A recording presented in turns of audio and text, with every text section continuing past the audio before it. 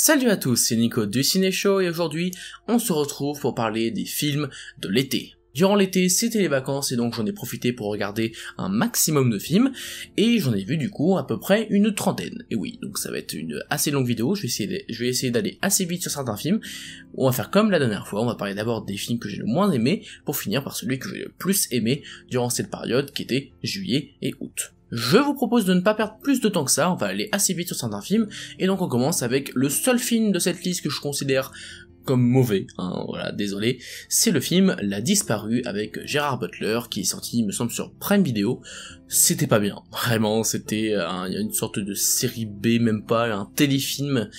très mal filmé, plutôt bien joué, et encore, c'était assez discutable. Il y a très peu de scènes d'action, c'est très très long, il y a plein de scènes qui sont vraiment étirées pour que le film dure à peu près 1h30 alors qu'il y a certaines scènes qui auraient duré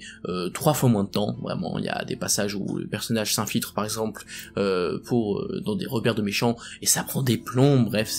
c'était très très très long et c'était peu intéressant, donc je vous conseille pas du tout de regarder ce film, c'était pas très bien. On passe ensuite aux films que j'ai trouvé bof, c'est-à-dire que je les ai pas détestés, mais voilà, je les ai pas trouvés foufou, mais ça reste regardable. Tout d'abord, Crypto et les Super Animaux, qui est un film d'ici d'animation, qui était sympathique, mais honnêtement, c'était peut-être le jour où je l'ai regardé où j'étais pas dans un bon mood, mais je me suis pas mal ennuyé, je trouvais que le film était pas hyper drôle, il y avait quelques répliques qui passaient bien, il y a notamment Denis Brognard qui double Lex Luthor. On reconnaît direct la voix de Denis Brognard, et en plus, à un moment donné, il fait un « Ah !» et c'est le passage qui m'a fait le plus mourir de rire du film, c'était pas volontaire, donc voilà, c'était pas un film que j'ai trouvé particulièrement intéressant, c'est divertissant quand même, je pense que c'est un film d'animation qui reste correct, mais voilà, ça m'a pas plus plu que ça. Ensuite, Peter Van Kant, un film de François Ozon, je crois que c'est le premier film que je vois de ce réalisateur,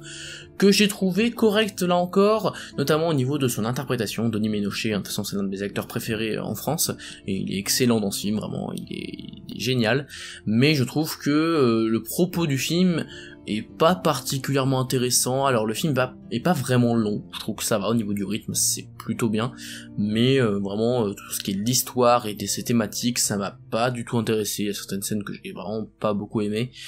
Enfin voilà, c'est un film que j'ai trouvé assez long, plutôt intéressant sur un ou deux aspects, notamment l'interprétation, comme je l'ai dit juste avant, mais voilà, ça m'a pas plus plu que ça. Ensuite, Le Bal de l'Enfer, qui est sorti il y a très peu de temps, un film d'horreur un peu gothique où une américaine va aller dans une famille anglaise dans un château et en gros il va y avoir des événements assez étranges dans ce château, et il y a quelques trucs que je trouve pas mal, notamment au niveau de son scénario, des personnages, aussi au niveau des décors, même si c'est un peu cliché, les décors sont pas si mal, mais par contre voilà, le problème c'est que c'est très cliché la plupart du temps, que c'est assez prévisible, que le film est pas particulièrement beau esthétiquement, même s'il y a 2-3 petits trucs un peu dans le gothique, mais c'est très cliché donc c'est pas particulièrement intéressant. Mais bon voilà, en fait, j'ai pas grand chose à dire sur ce film, il est assez lambda, y a pas grand chose à dire. Ensuite, vous allez me dire pourquoi t'es allé voir ça, je vais tout simplement vous dire parce que j'avais envie. Du Cobu Président, je n'ai pas vu le 3, ceci dit, j'ai vu le premier et le deuxième, le premier je l'aime bien, voilà, le deuxième il est moins bon mais je le trouve aussi correct, voilà, c'est l'univers de Ducobu, j'ai surtout lu les BD, ça me plaît bien, et ce Ducobu Président, je pense que c'est le moins bon de ceux que j'ai vus. Après il est pas détestable non plus, c'est rigolo à quelques moments, il y a quelques personnages qui sont particulièrement drôles je trouve. Bon, à titre personnel j'aime toujours Elie Moon dans Monsieur Latouche, même si certains n'aiment pas ça. Moi je trouve qu'il passe encore. Mon seul problème c'est qu'il change d'acteur pour Ducobu à chaque film, donc au bout d'un moment ça commence à devenir un peu lassant.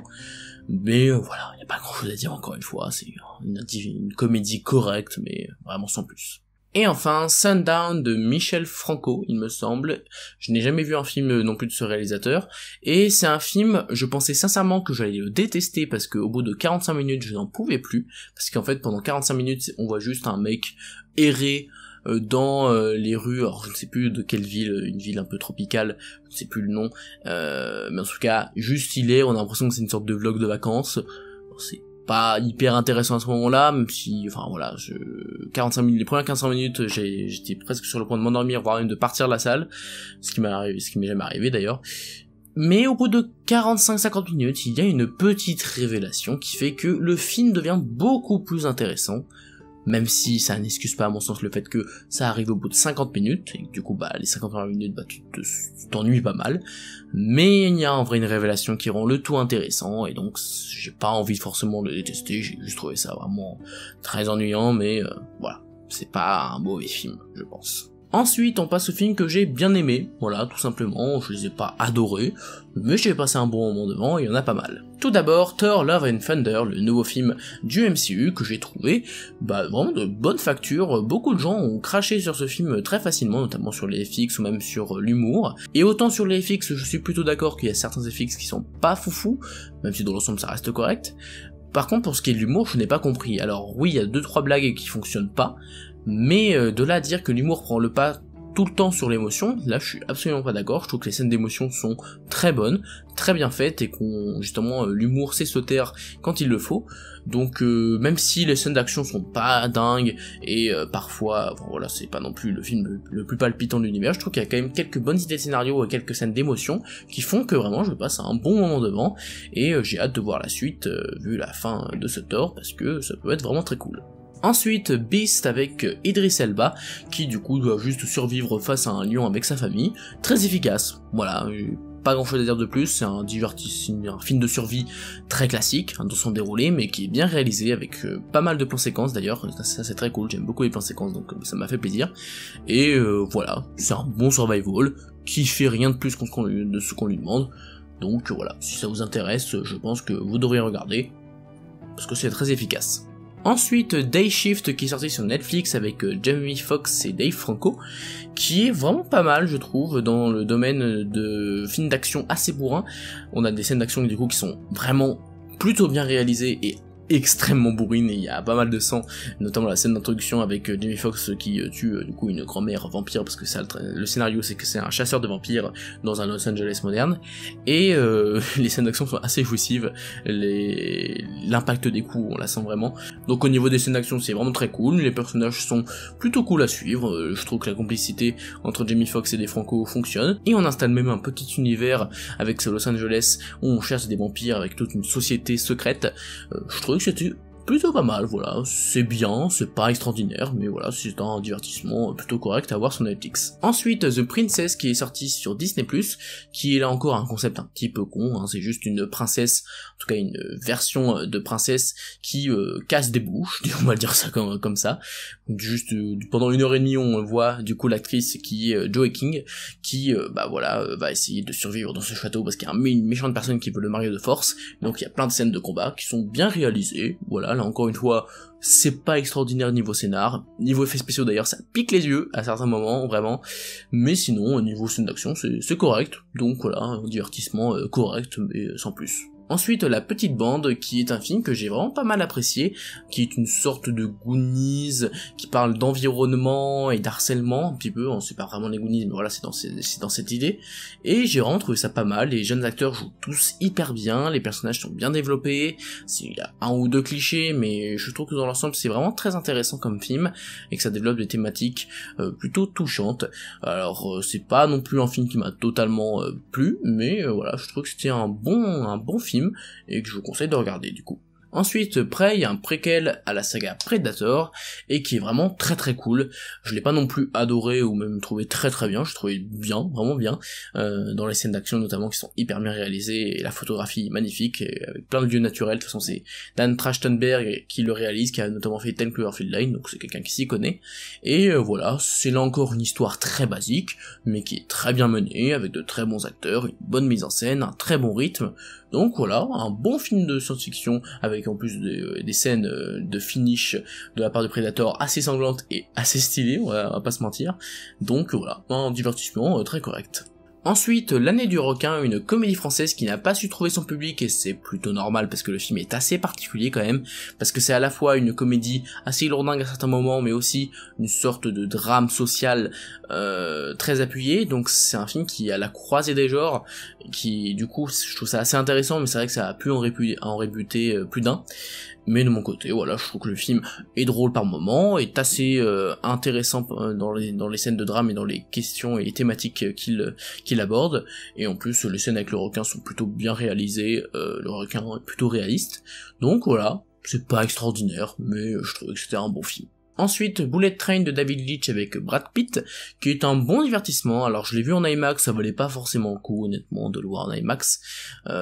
mais ça restait un film voilà très correct, très divertissant, un montage assez épileptique par moments je trouvais, c'est très clipesque dans la démarche, dans la manière de filmer, et j'avoue que ça me plaît pas énormément, même si ça reste dans l'ensemble plutôt cool. Il y a pas mal de passages qui sont très drôles durant le film, et les scènes d'action sont très correctes, et le casting s'en donne à cœur joie, donc voilà, c'est pas un film exceptionnel, mais c'est un divertissement qui passe vraiment bien. Ensuite, une comédie française qui me faisait un peu peur, mais qui m'a plutôt surpris dans le bon sens, c'est La très très grande classe, avec la sœur de Ramzy Bedia, je me rappelle plus exactement de son nom. L'histoire est très simple, on suit deux enseignantes qui veulent obtenir une mutation en Espagne, parce qu'ils en ont un petit peu marre de leur école, et du coup ils se font une petite guerre entre eux, mais je pensais que ça allait être que ça, et que du coup l'humour serait un petit peu lourdingue, et qu'il y aurait pas vraiment de choses vraiment intéressantes pour ce qui est du scénario, mais en fait c'est à cause surtout des bandes annonces, parce que il se trouve que malgré le fait que les 40-45 premières minutes, même si je le trouve sympathique et que ça, je trouve que l'humour marche plutôt bien dans l'ensemble, et bien c'est surtout à partir de la moitié du film, on va avoir un discours d'un des personnages du film qui est une femme de ménage noire, et qui va avoir un discours sur l'enseignement, etc. C'est à partir de ce moment-là où je me suis dit, il y a un truc intéressant, et durant tout le reste du film, bah ça se développait, et je trouve que le film a un message plutôt intéressant, et qui se fout pas de la gueule de l'éducation nationale et des enseignants, parce que c'était le risque, hein, clairement. Je trouve que au final, c'est un film qui met plutôt bien en avant le métier dans l'enseignement. Alors je suis pas enseignant, donc je peux pas le dire, mais moi qui souhaite devenir professeur d'histoire, bah je trouvais que la manière dont était montré l'enseignement était vraiment bonne, donc malgré certains clichés bien sûr, donc voilà, c'était une bonne comédie. Ensuite, The Gray Man, la grosse exclusivité Netflix, qui est un film d'action très basique, que ce soit au niveau de son scénar, et même au niveau de ses scènes d'action, parce que mis à part une scène qui se déroule à Prague pendant 10-15 minutes, qui est vraiment très très bonne pour le coup, et très bien shootée, avec vraiment une certaine démesure dans les scènes d'action, sinon, voilà, c'est pas hyper intéressant, les scènes d'action sont pas folles, le casting est impressionnant, ça il faut le dire, mais voilà. C'est pas un film, c'est un film assez oubliable malheureusement, hein, parce que de se dire que ça a coûté 200 millions je crois, je me demande où est parti l'argent honnêtement, parce que je soupçonne des emplois fictifs à ce stade, parce que malgré le fait qu'il y ait pas mal de scènes d'action, et qu'il y a un très beau casting, honnêtement je vois pas trop où est parti le budget à l'écran. Donc bref, ça reste un bon film d'action, mais est-ce que ça mérite autant de budget, je suis pas sûr. Ensuite, 3000 ans à t'attendre de George Miller, avec Idris Elba et Tilda Swinton,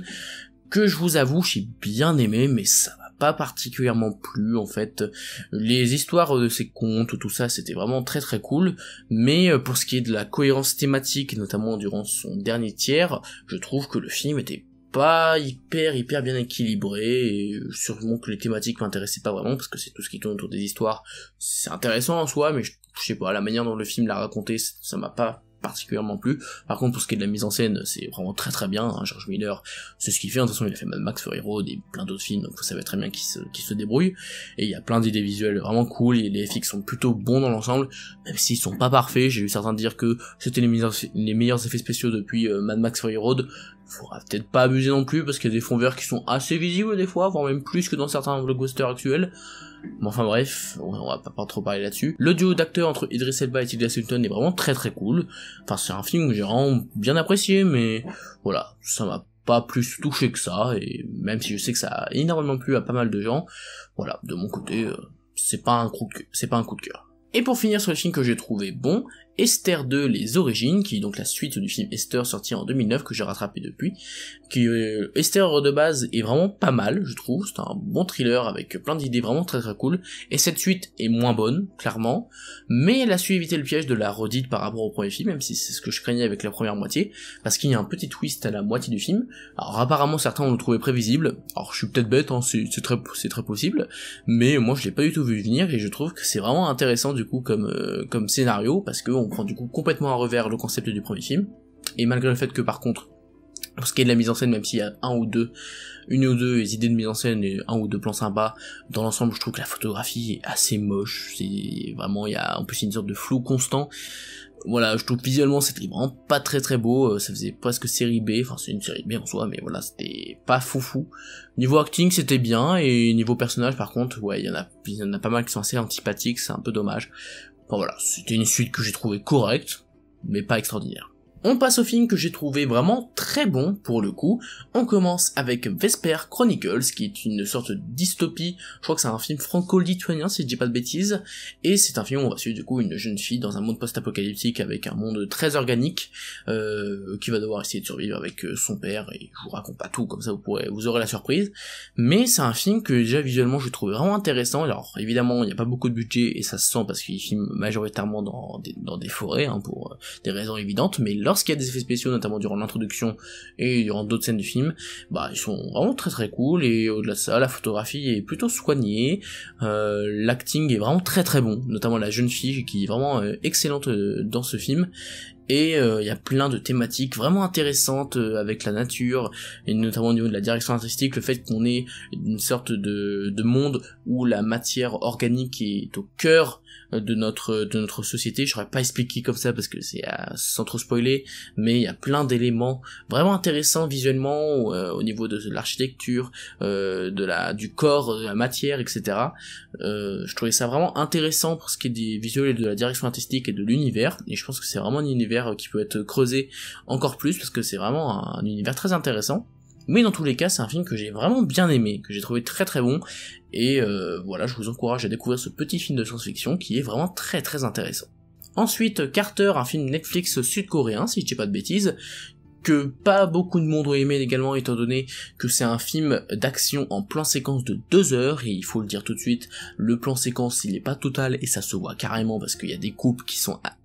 ultra visible, et notamment le film est hyper énergique au niveau de la caméra, ça s'arrête jamais, et ça peut clairement donner le vomi ou le vertige à certaines personnes. Mais de mon côté, malgré le fait que le scénario est ultra cliché, et du coup oui, qu'il y a certaines transitions qui sont vraiment pas très belles, et il y a surtout certains effets spéciaux qui sont scandaleusement pas beaux, mais sinon je trouve que le concept est plutôt réussi, que les scènes d'action, il y en a certaines que j'ai trouvées totalement folles, malgré le fait que certains effets spéciaux soient pas de qualité. En fait, au moins le film assume totalement ce côté action qui ne s'arrête jamais, ce qui fait que, eh bien, on prend beaucoup de plaisir à suivre ce film, car voilà, ça s'arrête jamais, il y a plein d'idées, alors parfois pas très bonnes, mais au moins le film essaye plein de choses en termes d'action, et il y a plein de scènes d'action qui sont folles, je trouve. Donc voilà, c'est un très bon film d'action, je trouve, malgré le fait qu'il y ait des défauts inhérents à son concept de plan de séquence, bien sûr. Ensuite, Le Monstre des Mers, qui est fait par un ancien de chez Disney, et qui est sorti sur Netflix, que j'ai trouvé très bon dans un film d'animation, qui est pas exceptionnel, hein, je vais être honnête avec vous, j'ai pas trouvé que il y avait des scènes particulièrement touchantes, ou des passages vraiment très forts. Par contre, pour ce qui est de l'animation, de l'histoire, des personnages, c'était vraiment très bien. Voilà, mais il y a pas grand chose à dire, parce que je trouve que c'était vraiment un divertissement assez classique dans son déroulé, mais voilà, c'est très bien fait. Donc voilà, si vous voulez un film d'animation de bonne facture, et même de très bonne facture, je peux vous conseiller Le Monstre des Mers sur Netflix. Ensuite, La Nuit de 12, un thriller français qui nous raconte l'histoire d'une enquête policière qui n'a jamais été résolue, et le film l'assume dès le début, puisqu'on a un petit panneau au début du film qui nous dit directement que ce qu'on va suivre c'est une enquête non résolue. C'est un exercice de style que je trouve vraiment très intéressant, parce que je connais d'autres films où justement l'enquête n'est pas résolue, mais on ne nous le dit pas au début, genre c'est juste à la fin et du coup tu restes un petit peu sur ta fin. Là je trouve ça intéressant que le film l'assume dès le début, parce que du coup on sait très bien qu'on va pas suivre un film d'enquête, parce que on saura pas vraiment quelle est la finalité de cette histoire. Par contre on va suivre les policiers finalement, le quotidien de ces policiers qui vont vivre des affaires sordides, et pour le coup on s'intéresse surtout à la place de la femme dans notre société, avec des parallèles évidents sur le fait que bah évidemment le personnage qui se fait tuer dans ce film c'est une femme et elle se fait brûler vive, ouais, c'est assez horrible, et du coup bah le film va traiter de ça aussi, du fait que notre société oppresse les femmes entre guillemets. Vous aurez plein de thématiques de ce style dans le film, et des scènes assez intéressantes et assez marquantes durant le film, et c'est un thriller français très efficace, voilà, que j'ai pas non plus adoré encore une fois, mais je vous conseille de le voir si vous en avez la possibilité encore, en tout cas quand il sortira plus tard à la télévision ou en Blu-ray. Et bien c'est un film que j'ai vraiment trouvé plutôt intéressant et assez fort. Ensuite, Le Destin des Tortues Ninja, le film, qui est sorti sur Netflix, qui me semble est un film dérivé d'une série animée Les Tortues Ninja, en tout cas une nouvelle série, et je n'ai jamais vu la série de base, je connais un tout petit peu les Tortues Ninja tout de même, et c'est vraiment un très bon film d'animation, je m'attendais pas à autant aimer ce film, mais je trouvais qu'en termes d'humour, d'émotion, de rythme, d'animation, c'était vraiment de très très bonne facture. Il y a des scènes qui sont assez stylées et des scènes assez émouvantes. Donc franchement, c'était vraiment très très cool et ça a vraiment été une très bonne surprise parce que je m'attendais pas à autant aimer ce film. Donc je vous recommande fortement, si vous aimez bien les films d'animation et notamment les Tortues Ninja, de regarder ce film parce que c'était très très cool. Et enfin pour finir sur les films que j'ai trouvé très bons, Les Nuits de Mashhad, qui est un thriller iranien. Alors non, c'est un réalisateur iranien, mais il l'a pas réalisé en Iran, mais avec le soutien de la France et d'autres pays européens. Et c'est un film assez glaçant. Enfin, vraiment, c'est un film assez dur. On va suivre du coup une journaliste qui va enquêter sur un tueur en série qui tue des prostituées dans la ville de Mashhad, et on va également suivre le tueur en série durant du coup tout le film, et c'est vraiment intéressant comme parti pris parce que on voit à la fois l'enquêtrice et le tueur en série. On a des scènes qui sont à glacer le sang, mais vraiment je vous jure qu'il y a des scènes assez insoutenables où évidemment vous en doutez le tueur en série va agir, et je trouve que la description de ce tueur en série est tellement fait de manière assez réaliste, en tout cas on y croit, ce tueur en série, et en plus avec les différentes répercussions que va avoir ces meurtres, puisque notamment durant la fin on va avoir tout un passage du film où on va le confronter à ses actes avec tout un procès, etc. Enfin vous verrez bien durant le film, et ça va justement montrer à quel point la société iranienne est fracturée et totalement aveuglée entre guillemets par une certaine vision de la religion. En tout cas c'est ce que le film essaie de dénoncer, en tout cas c'est bien ce que j'ai compris. Et voilà, c'est très bien interprété. Je crois que l'actrice a eu un prix à Cannes mérité, voilà, elle joue extrêmement bien, mais c'est vrai que le tueur en série aurait pu avoir quelque chose aussi parce qu'il a vraiment quelque chose dans le regard assez impressionnant. Et voilà, je trouve que c'est vraiment un excellent film, un excellent thriller,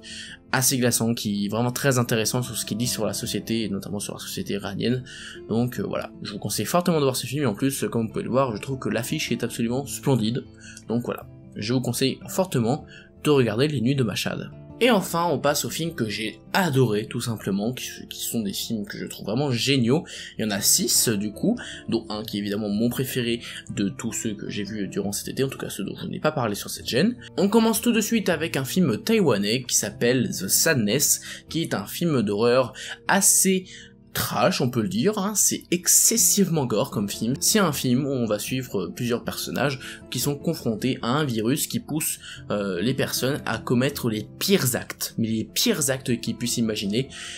Et croyez-moi, il y a du niveau violence et niveau acte assez sordide. Ce n'est clairement pas un film qu'il faut mettre devant tous les yeux, hein. Spectateurs sensibles, ne regardez pas ça. C'est vraiment très très gore et assez insoutenable durant certaines scènes, notamment si ceux qui l'ont vu le sauront, la scène qui se déroule dans un train, qui est excessivement intense. Vraiment c'est assez difficile de vivre cette scène. C'est un film que j'ai trouvé vraiment angoissant durant certaines scènes, vraiment bien réalisé. Les effets spéciaux sont vraiment excellents pour ce qui est des effets pratiques et de sang, tout ça. Vraiment c'est assez bluffant. Alors l'histoire en elle-même manque un petit peu de profondeur et certaines thématiques auraient pu être un petit peu plus explorées, mais par contre en termes de plaisir face à l'écran, alors évidemment plaisir parce que ça dépend de votre vision des choses, parce que je sais que pour certains ça va être juste être du dégoût, hein, clairement, vu ce que vous allez voir à l'image, mais dans tous les cas voilà, c'est un film qui m'a particulièrement marqué, et je vous conseille grandement de le voir si vous avez vraiment le cœur accroché, hein. Je vous préviens tout de suite, c'est moins de 16 ans, voire même moins de 18 ans je pense, donc voilà, c'est un film où il faut s'accrocher, mais c'est vraiment beaucoup trop bien. Ensuite, un autre film taïwanais, puisque j'ai vu 2 films taïwanais durant cette période, et qui est vraiment, là encore plus angoissant que The Sadness, c'est Incantation, qui est sorti sur Netflix, et qui du coup raconte l'histoire d'une femme qui va être traquée par une sorte de malédiction qui s'est passée quelques années avant l'intrigue du film. D'ailleurs, on va suivre à la fois des flashbacks et le présent avec sa fille,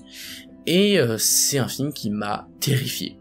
Mais vraiment, c'est un film qui m'a terrifié durant pas mal de scènes, que je trouve particulièrement bien pensé. Alors c'est un fan footage, hein, pour ceux qui ne le savent pas.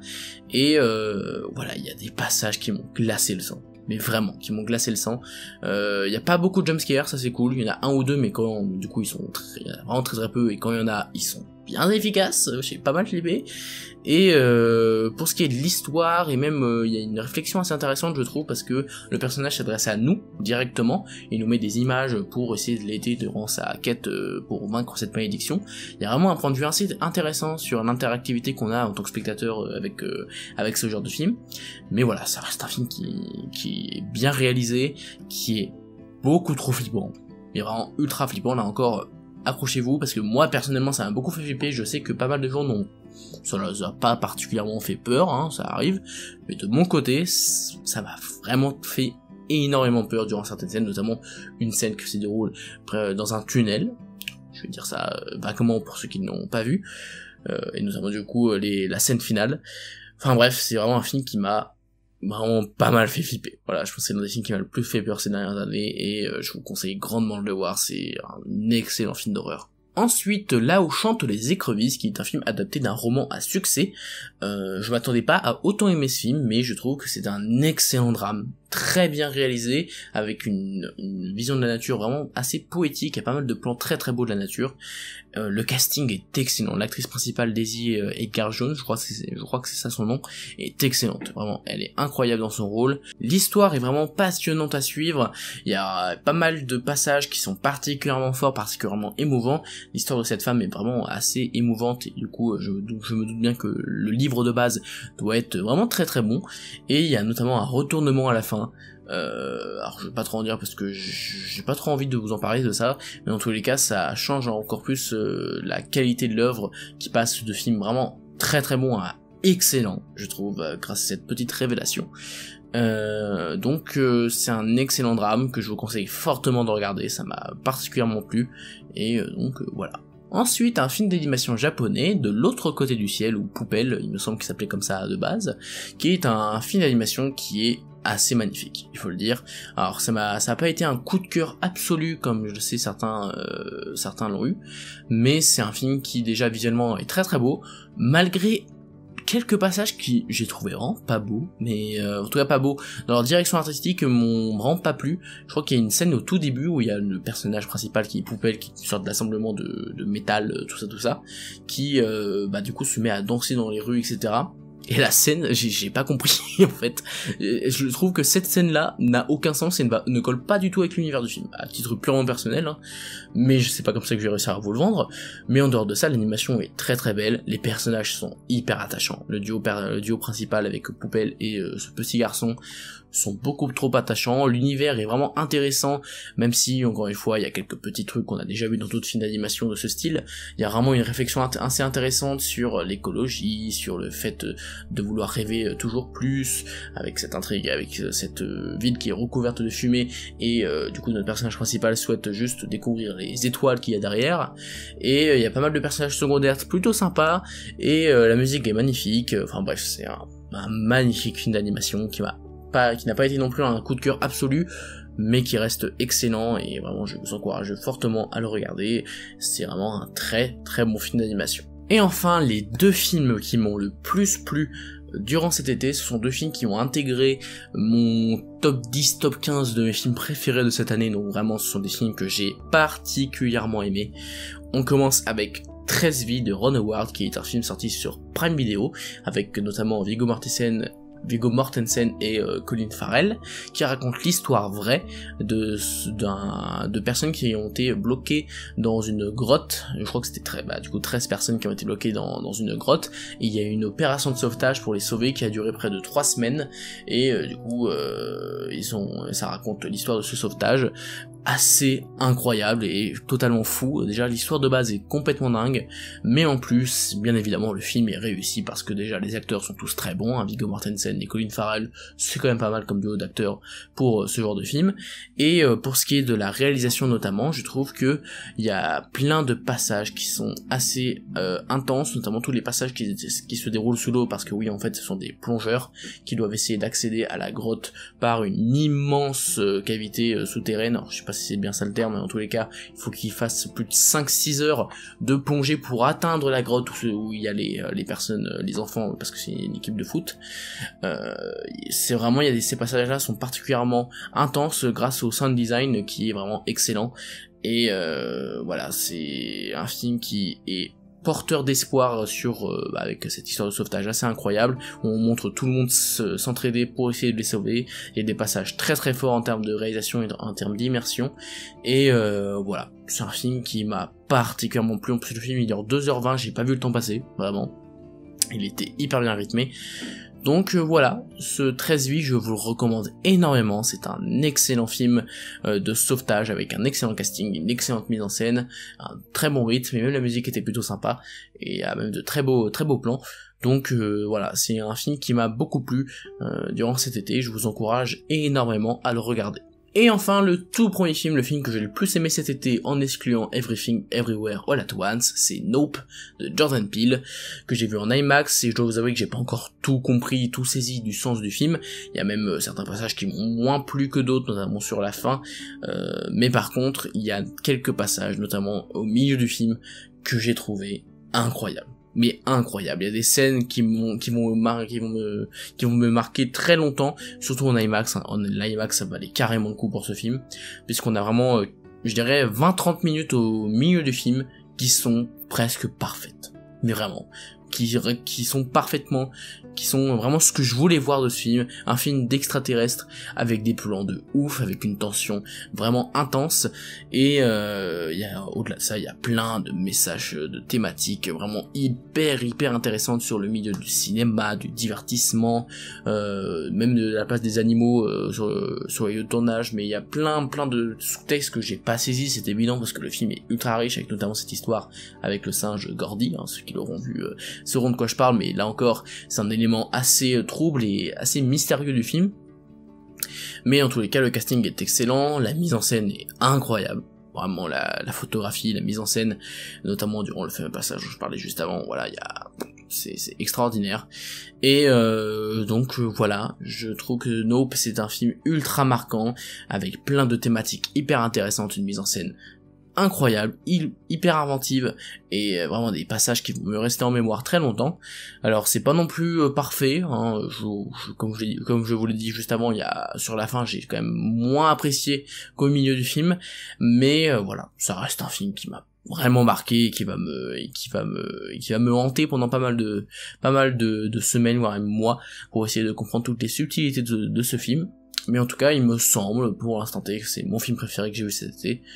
Donc voilà, je vous encourage fortement à regarder Nope si ce n'est pas encore fait, et en IMAX si possible, même si je ne suis pas sûr qu'il y sera encore longtemps. Voilà, c'est la fin de cette vidéo, j'espère qu'elle vous a plu. Je m'excuse au passage pour la colorimétrie de la vidéo qui sera peut-être pas parfaite parce que le soleil est un peu capricieux vu que je tourne vers 18-19 heures, donc l'éclairage est pas parfait et surtout est assez aléatoire, donc voilà, je m'excuse. Et si vous avez aimé la vidéo, je vous invite à vous abonner, à liker, à partager la vidéo, vous connaissez la chanson à force. Quant à moi, je vous dis à la prochaine pour parler de cinéma, mais en attendant, c'était Nico du Ciné Show. À bientôt.